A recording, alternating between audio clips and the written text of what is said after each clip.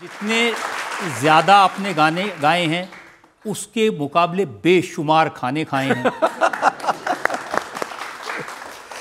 ये बात भी सही है। अब वो मेरे पास एक बंदा आया, उसने वो कुकिंग के लिए आया, तो मैंने कहा कि क्या क्या बना लेते हो, तो उसने बड़े शो मार के ना उसने मुझे कहा कि भाई ये बता दो, ये मेन्यू देखिए मेरा।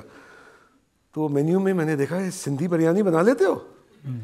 तो मैंने हाँ साहब बना लेता हूँ। मुझे बिल्कुल राजेश खन्ना साहब याद आए बावर्ची में, तो उसी अंदाज में वो थे। तो मैंने कहा कि चल यार एक काम कर, तो सिंधी बिरयानी बना दे। तो मैं गया रिकॉर्डिंग पे, और रिकॉर्डिंग से मैं जब वापस आया बड़े दांत तेज़ करके मैं आया था वापस कि भाई आज सिंधी बिरयानी खाई जाएगी। तो जब मैं बैठा और वो बिरयानी लेके आया, तो उसका ना सर ना पैर जो था उसका कुछ सिंधी बिरयानी से कोई ताल्लुक ही नहीं था उसका। तो मैंने उसको बताया, मैंने कहा इधर आ, ये क्या है? सिंधी बिरयानी है साहब। मैंने कहा मुझे, अच्छा उस वक्त मेरा वजन जो था वो 230 किलो था। वजन हो तो ऐसा।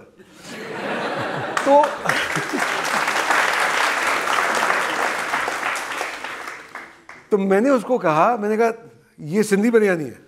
मैंने कहा हाँ साहब। मैंने कहा मुझे गौर से देख। मैंने कहा अच्छा, वो परेशान हो गया, उसको पता था कि कोई गड़बड़ है। तो मैंने कहा मुझे ठीक तरह गौर से देख। मैंने कहा ये जो वजन देख रहे हो ना, ये खा पी के बना है, ऐਵੇਂ नहीं बना। तुम दूसरों को बेवकूफ़ बना सकते हो लेकिन मुझे नहीं बना सकते। साहब मुझे बना बिरयानी नहीं बनाती आती।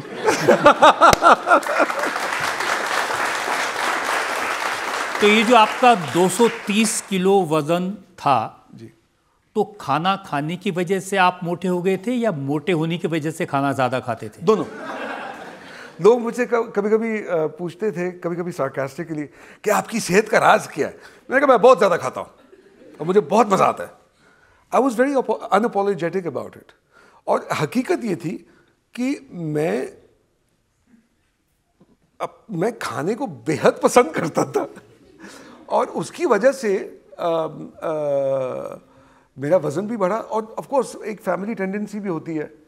वो मेरी वालदा जो थी, वो कहा करती थी पंजाबी में, साढ़े हंसते थे पाड़ी भी क्यों है।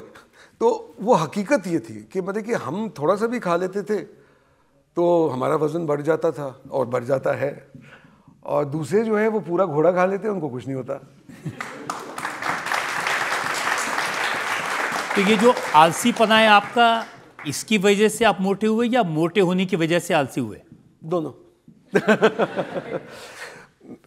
एक्चुअली क्या हुआ कि मजाक अपनी जगह, लेकिन जो 230 किलो तक मैं जब पहुंचा था तो एक बहुत सीरियस किस्म का उसमें मैं एक बहुत सीरियस स्टेज पे आ गया था, जहाँ पर मेरे वालिद साहब जो थे वो एक कैंसर पेशेंट भी थे। ही suffered from one of the deadliest cancers which was cancer of the pancreas. और हम लंदन में थे, तो हमने कहा कि मैंने बाबा को कहा, मैंने कहा कि आप क्योंकि आप यहाँ पे हैं, आप अपना चेकअप करा लीजिए। उनका ऑपरेशन भी हुआ था इस सिलसिले में क्रॉमवेल हॉस्पिटल में। तो मैंने कहा आप वहाँ पे चेकअप करा दो। उन्होंने कहा कि मैं सिर्फ एक सूरत हाल में जाऊँगा कि अगर तुम अपना चेकअप कराओ। तो मैंने उनकी खातिर मैंने कहा कि ठीक है मैं करा लेता हूँ।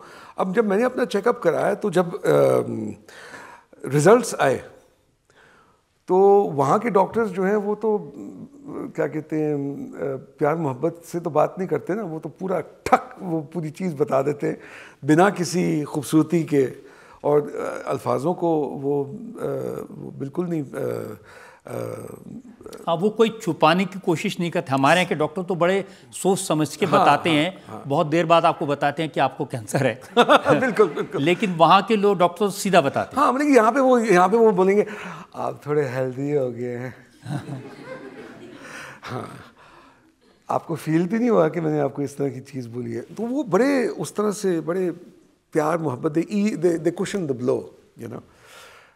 तो वहाँ पे उन्होंने कहा कि mister Sami, your results are on the border line. If you continue with this lifestyle, I would not be surprised that your parents will find you dead in a hotel room 6 months from now. बहुत बड़ा झटका था और मुझे गुस्सा तो इस बात पे सबसे ज़्यादा आया कि उसने मेरे वालिद साहब के सामने ये बात बोल दी।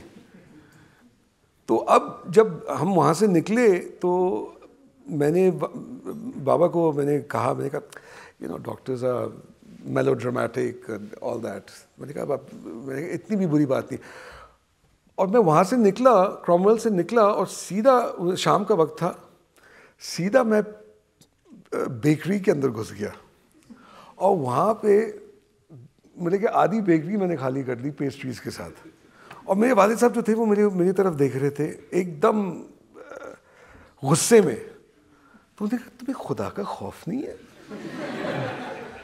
मैंने कहा क्यों, क्या हुआ? तुमने अभी सुना नहीं कि डॉक्टर ने क्या बोला? मैंने कहा हाँ वो तो बोलते रहते हैं ना, आपको पता है कि वो ज़रा मेलोड्रामेटिक होते हैं। मैंने कहा इतनी कोई ऐसी बात नहीं। उन्होंने कहा मुझे नज़र आ रहा है और उसका कोई असर नहीं हो रहा।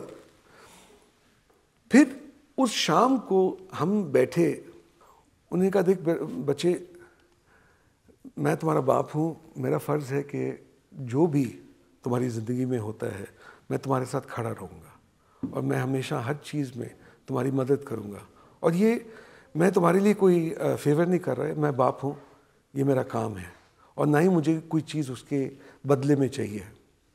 लेकिन मैं सिर्फ एक चीज़ तुमसे मांग रहा हूँ, वो ये है कि एक बाप को अपने बच्चे को दफनाना नहीं चाहिए।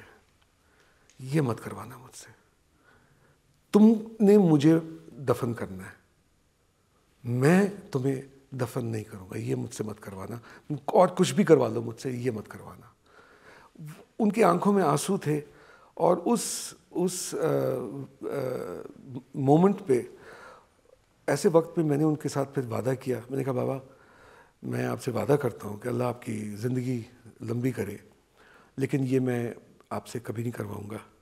आपसे मैं आज वादा करता हूँ कि मैं अपना वज़न जो है वो मैं कम करूँगा। और फिर जाके मैंने तकरीबन 120 किलो कम किया। ज़रा एक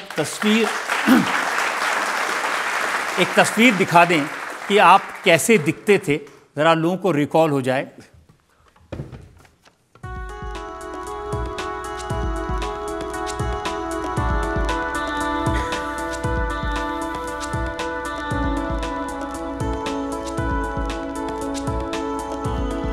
तो जब इतने मोटे थे तो कपड़े कैसे सिलते थे? दर्जी नाप कैसे लेता था? थाल के हिसाब से। वो बड़े मज़े का किस्सा है। वो दर्जी जो थे वो पहले एक दर्जी आया करता था, तो वो नाप जब लेता था तो फिर क्या होता था कि वो जो टेप थी वो ख़त्म हो जाती थी, तो फिर वो एक असिस्टेंट को साथ में ले आता था। तो वो फिर जो था वो यहाँ से शुरू करता था, वो कहते ए पकड़ वहाँ से, वह पकड़ वहाँ से,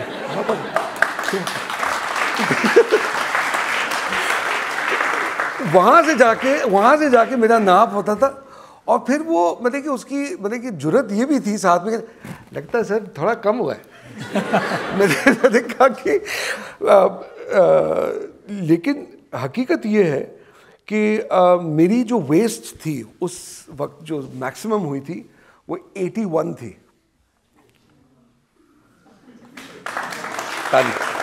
तो 81 वेस्ट, 230 किलो वज़न, तो जो सोने के लिए बिस्तर भी स्पेशल बनवाया होगा? नहीं, मैं आपको पता है कि बहुत सालों तक मैं लेट के सो ही नहीं सकता था, क्योंकि वज़न इतना ज़्यादा हो चुका था मेरा कि अगर मैं लेटता था तो फैट था वो मेरे लंग्स पे ग्रेविटी की वजह से वो दबाता था, तो मैं सांस नहीं ले सकता था। तो लिहाजा मैं बैठ के सोया करता था सालों तक, और उसकी वजह से और कॉम्प्लिकेशंस हो गई, क्योंकि फिर मुझे यहाँ पे वाटर रिटेंशन होनी शुरू हो गई थी। क्योंकि अब जैसे कि अगर आप एक लंबी फ़्लाइट लेते हैं तो अक्सर ये होता है कि आपके पाँव में पानी जो है वो जम जाता है। मेरे साथ तो इस तरह से था कि इतना सारा मेरा वाटर रिटेंशन था, मुझे लिम्फोडीमा हो गया था, तो बहुत लेकिन आप शोज करते थे, अब शो करने के लिए जाते थे, गाड़ी में बैठते होंगे, जाते होंगे, उतरते होंगे, वो सब कैसे होता था? मैं आपको ये जो सारा जो सिलसिला था, ये मैंने छुपा के रखा था पब्लिक से। मतलब कि मैं तो ऐसे हाल में हो गया था कि मैं अगर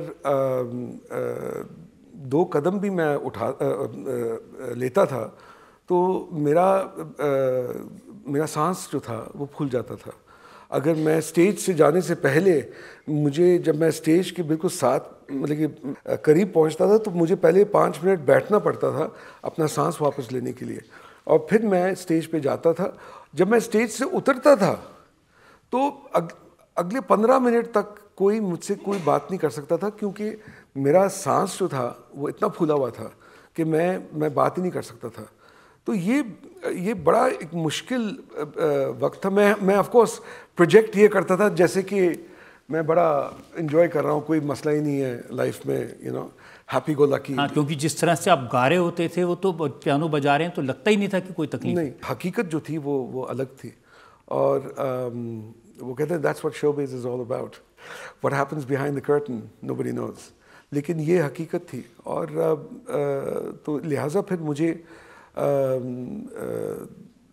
अपना वज़न जो था वो घटाना पड़ा। वज़न को लेकर के कुछ सवाल अगर किसी के सामने मन में हो? सर, सोशल मीडिया में कई वीडियो वायरल हैं जिसमें दिखाया जा रहा है कि वेट लॉस करने के लिए आपने सर्जरी कराई है। ये क्या सही है सर?